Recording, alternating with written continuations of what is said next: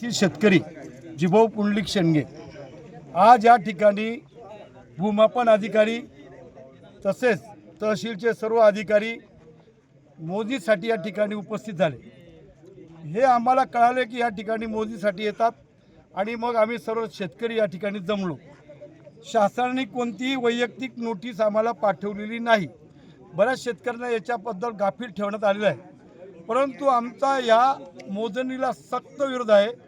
या मोजणीसाठी सर्व शेतकरी संघटित असून सर्वांनी विचार आपले मांडले आणि त्याच्यातनं असं निष्कर्ष आलं की शेतकरी म्हणाले की आम्हाला सर्वांना समृद्धी महामार्ग व नॅशनल हायवे क्रमांक 3 याप्रमाणे वन टाईम सेटलमेंटने पैसे मिळावेत।